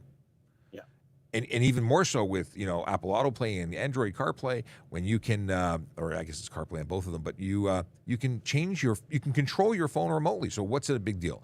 Well, one has specific laws that say you can't do it, and the other one doesn't. But you can still be charged with careless driving for using your infotainment system. Yeah, and that's I think cool. Yeah, absolutely. What do we have here? We have Devin. Is there a fine for driving a deleted truck in Alberta? I heard you're not supposed to delete it. If you delete it, doesn't it disappear? Yeah, exactly. Just completely camouflage. No, so what a lot of people do with their diesel trucks here is... I forgot I had a button. Oh, we need buttons. So it's the DEF. They delete the DEF from the diesel truck. And it's supposed to help with fuel economy. To my knowledge, we have nothing that speaks to that. We also, if I'm pulling over a diesel truck, the last thing I'm thinking about is does the truck still have its DEF system? So we've got an Environmental Protection Act, and we do have muffler requirements. I don't know what a DEF is. I'm not that guy that's into the diesel world, but we have commercial vehicle inspection officers, and we have people who are specifically looking for this all the time. If you get rid of your resonator, if you're rolling coal, I don't know what that translates to, but all these things are illegal. What that means. Rolling coals, when you get rid of that DEF, there's a way that they can accelerate the vehicle, and you will get a massive black plume of smoke that will completely blind everyone on the road. Well, that would be a stunting charge for us here. Oh, really? Okay. Specifically for the black coal, to my knowledge, there's nothing in the Traffic Safety Act that speaks to that. Well, there is excessive smoke in Ontario's HTA. Yeah, and it sort of goes into the whole thing, and it relates to this, because how much is the fine for a loud exhaust? And so we have. In Ontario, well, what does it work for you? Do you guys do the enforcement for loud exhausts and things like that? Well, there's two actually. So we have a under the Traffic Safety Act, there is one for having a loud exhaust. And then we have one for vehicle cause or make unnecessary noise. So there's actually two that can be used depending on the violation. And their fines vary. I think the exhaust one is $150 ticket, and I think the cause or make loud noise is in the $200 range. Oh, you're higher than us, because unnecessary noise, and that includes smoke for some reason, because noisy smoke, I don't get it. But it's in the same thing. It's $110. Yeah. And but not having a proper exhaust system is additional $110, if not more. So it can add up pretty quickly. We have a follow-up question in regards to G2 drivers and cleaning the points after they got a distracted driving charge. The answer to how you clean it is 2 years after your conviction, it will be removed, points-wise. There are demerit points depending on how many times you've been charged. It goes up. If you also, as a G2 driver, reach a certain threshold, you're going to get suspended. So don't do it. We have a program in Alberta that people can get up to 3 points off of their license. It's an Alberta road safety course you can take. I think it's like $110 to take the course online, and you can get up to 3 points back within your 2-year period. Yeah. So interesting. Cam Woolley would be proud. Very nice. Well, there are some education programs here for certain things. Yeah. I don't know. I know that they teach it. I don't know the deal with it, but you know what? The goal is not to have to be told you have to take a course. Yeah. If you have to take a course, if you reach that point, you probably shouldn't be driving. Just guessing. Darren Fair says, it's easier for SGI just to say no and then not have to justify individual cars and such. I don't know what you mean. SGI is an insurance. I think but they're the provincial insurance for Saskatchewan, I think. Yeah. And they do registration and insurance together. Yes. So I don't understand the rest of the question, though. Nor I. But I appreciate that you jumped in. Oh, wait. This is Darren's very busy chatting on TikTok, because I see his name scrolling here. So he's multi. Oh, no. It was actually the host that carried over. And it was CJ who put part of his conversation in. But I don't know the whole thing.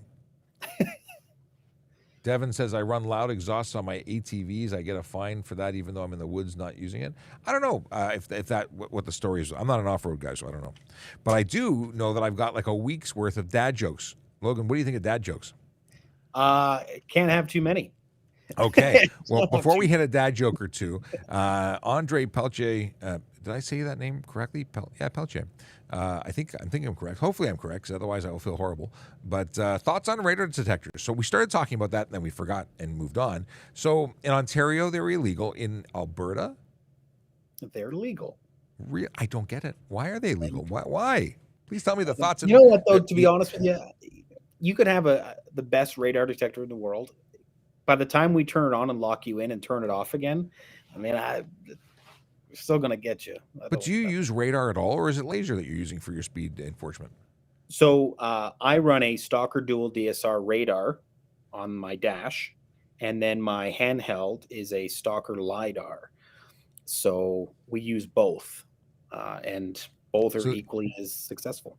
Your mounted vehicle is probably for moving radar, moving and stationary, depending on where we are. And then our handhelds are for pretty much everything. And the handhelds are more accurate because it's point and shoot indicator on the bumper. It needs less justification in court. It's easier to convict.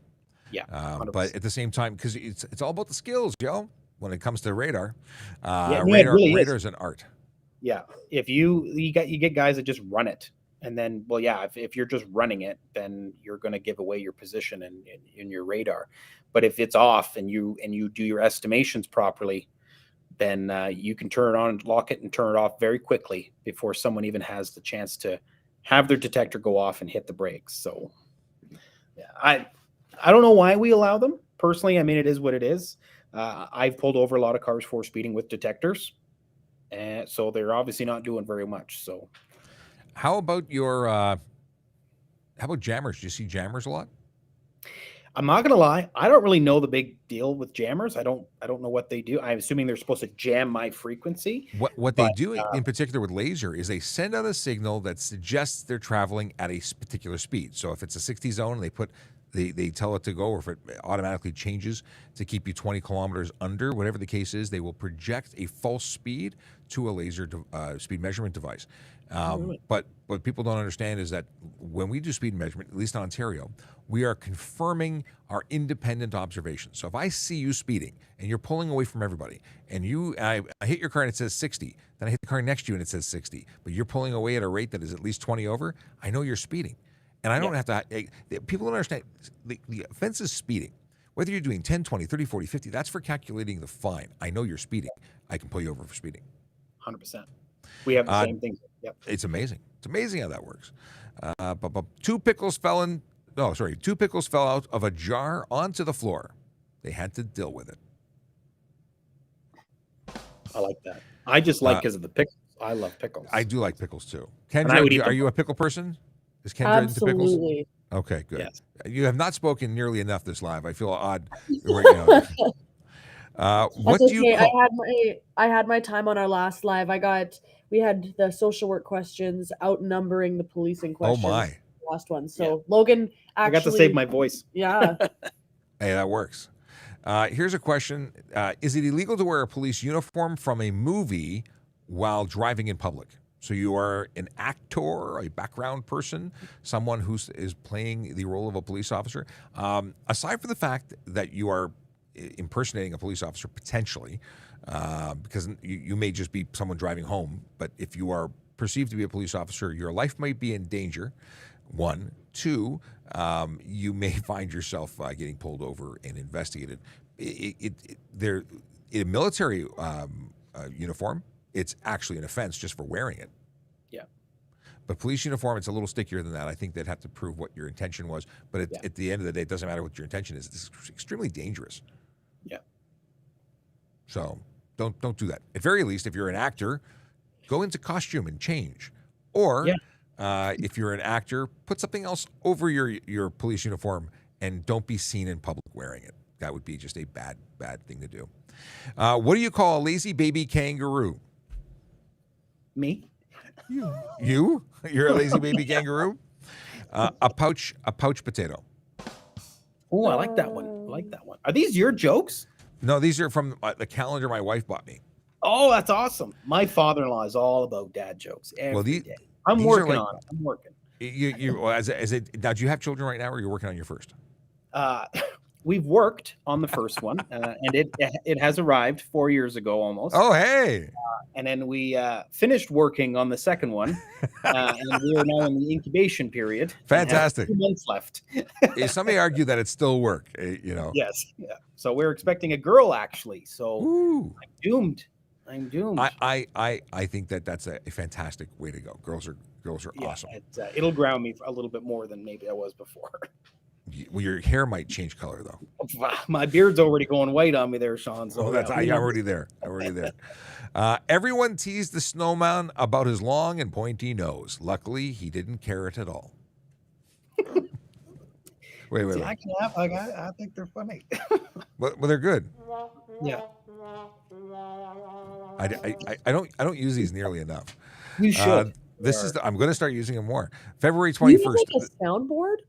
I have a Rodecaster Pro, Rodecaster Pro 2, which is a soundboard. It's a mixer. It allows me to control all my microphones, and I have several of them here. And then that's where you're pushing the computer. That's where I'm pushing So I got some music. I got.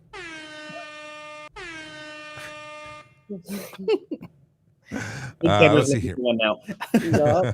I'll send you a spec sheet. I got all this stuff here. Okay.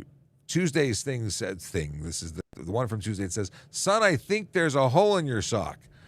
What? No, there isn't. Well, then how did your foot get in there? My son would say that both ways because I always have holes in my socks on top of the main one. On top you have extra. Okay, well this one's good. I like this one. I don't like Russian dolls. They're so full of themselves. Because they go inside. They're called nesting dolls. You put one doll inside of the other ones. Minaj says, "Why do they call it rush hour when nothing moves?" That is a good one. And Richard G says, "Welcome to the girl life, Logan." Thank you. I am looking forward to it. Okay, we got. Minaj says, "Why did the tomato turn red? Because it saw salad dressing." I like that one. That's actually really good. There's your Yeah, I like that one. What do you call a disinterested snowman? A snowboard. Snowboard. Yeah. And last but not least, for February 24th, 2023, I was clearing the snow off the driveway with my son today. He looked at me and said, "Dad, I wish you would just use a shovel."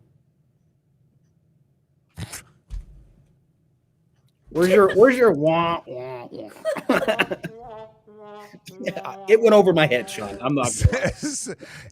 He was clearing the snow off with his son. Oh, see? Please use a Not shovel. all smart.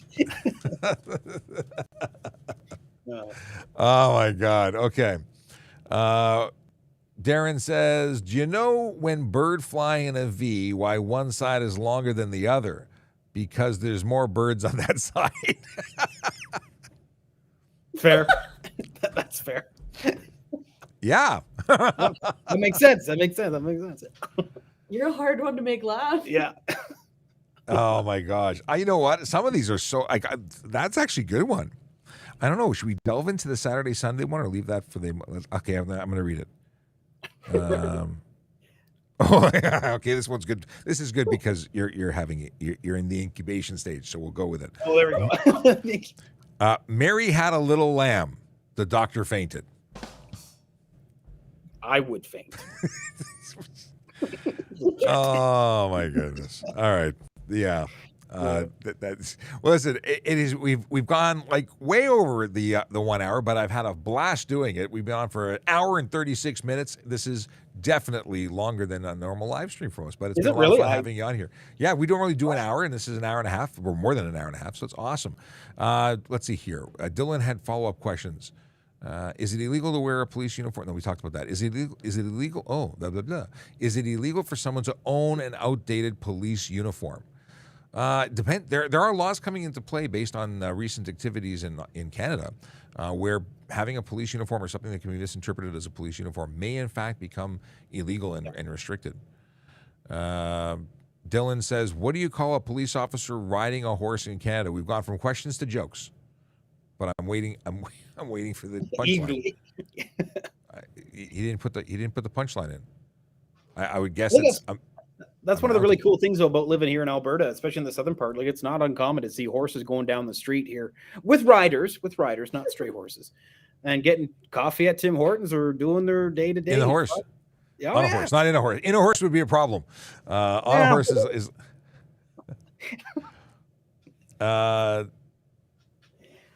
why did the officer go to art school? To learn to draw the chalk outlines better.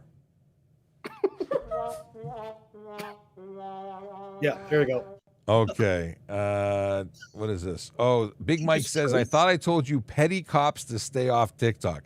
Sorry, Big Mike. I don't think I don't have my hearing aids in today. Sorry, I can't.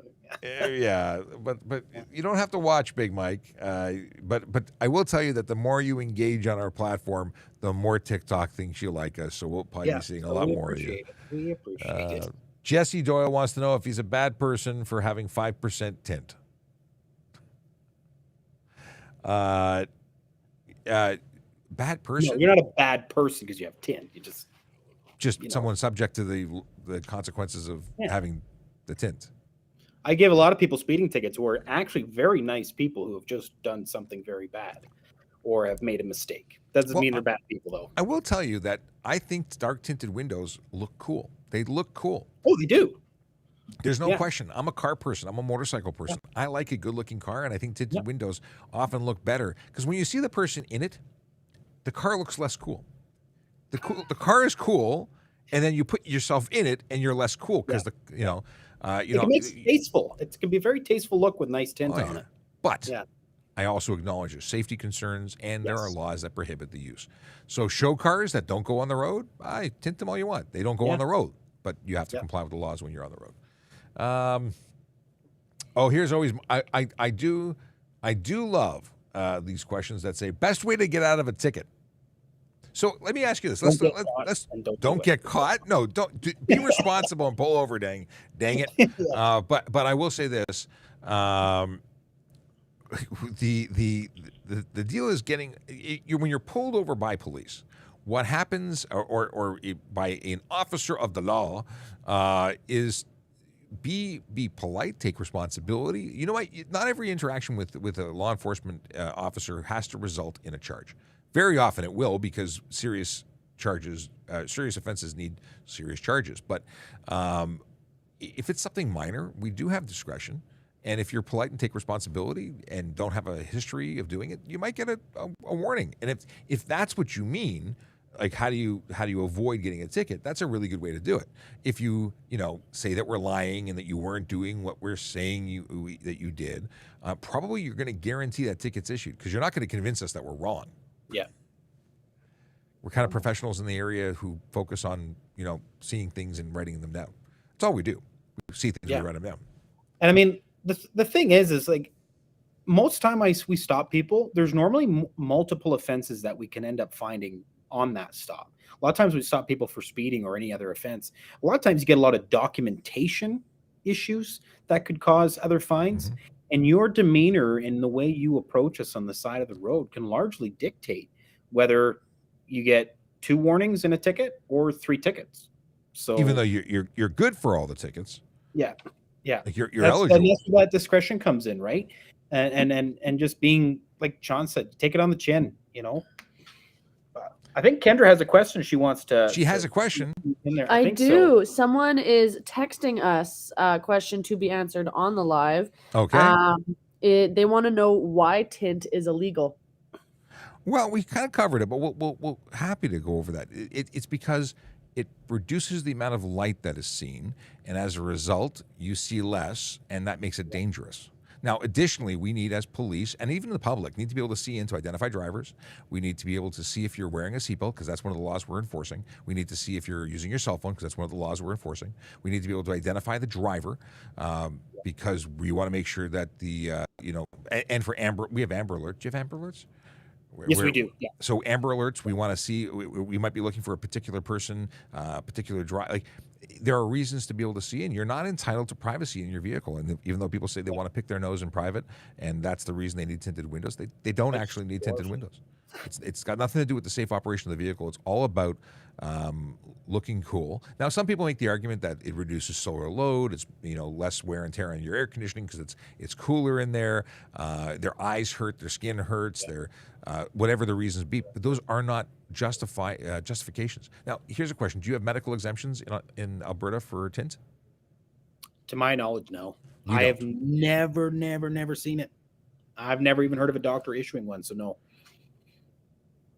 Because it's like you could get a letter and be like, well, how do I know you didn't just do that, right? So there would have to be it would have to be attached to your driver's license when we ran it, or it would be a condition on the back of it, and it is not. So there's a question here: were you ever in the military? I have not been in the military. Have you ever been in the military? I was in the Army Cadets for like a month. A month? But no, I haven't. And that's not to take away from the work our men and women do serving us. So no, I have not. I just blocked Big Mike because he was asking us, he was calling us out for hand-to-hand combat. Oh. So I think Mike has to take some time for himself. Okay, we've covered the dad jokes. We've covered the questions. We've covered everything. Kendra, anything that you want to say, talk about dad jokes? Mm-hmm. Dad jokes. I have one really terrible joke. Is it safe? What's it called when the prisoner takes their own mugshot? A selfie. A selfie. Give her the wah-wah. There it is. Or maybe we should have gone with crickets. Yeah. Yes. You got cricket. Oh. Yeah, or it could have been. You're letting me down, buddy. I'm really enjoying it. Now, that's really enthusiastic applause. It does other cool stuff. Like you can do. I can do the megaphone thing. Oh, that's pretty cool. Cool. Or what is this big robot? I can be a robot. It's really useless. That one is. You don't, Sean. You don't need anything to take away from that sultry voice you have. Oh my! Keep it all natural, buddy. Jeez. Everyday Sun says cops are tops. That's a perfect way to end this and not talk about voices or beards. We won't. But I will say, keep rocking the beard, brother. I make you. I should grow mine back, but I don't know if I can pull off yours. Like I just shaved mine not too long ago. I had a beard for a while, but I take. Nah, I don't know. We're going into summer. I think I'm going to stay aerodynamic. Yeah, mine gets a little shorter in the summer, but okay, that's reasonable. Well, listen, it's been an absolute pleasure for everyone who is watching and don't know who we are and what to do. Logan is with Brooks Newell Safe Communities. You can follow them on TikTok at Safe Communities, Instagram at safe_communities_, which is a very unique underscore pattern that I've never seen before. Yeah. But and then there's and also on Twitter. I saw you on Twitter too. Safe, it's a different acronym, short formy, but you can, if you type in Safe Communities, you will find them because I did. Yes. Oh, we got lots of people coming in with more questions, but I must say that being that we're approaching an hour and 45 minutes, I got to go. But it has been an absolute pleasure. We'll have to do it again. And thanks for hanging out. Thanks for thanks for having me though, Sean. This has been amazing, and thanks to everybody on the Ontario side of things that have been watching in and seeing a different face. I appreciate it. Appreciate the good questions. So yeah, we've got to do this again, Sean. We got to do it again. I would very much like to do that. I would like to figure out why you're pixelated, though. I want to figure out why it's no worky to the same, because we got to make you. People deserve to see that the quality of the beard. Okay.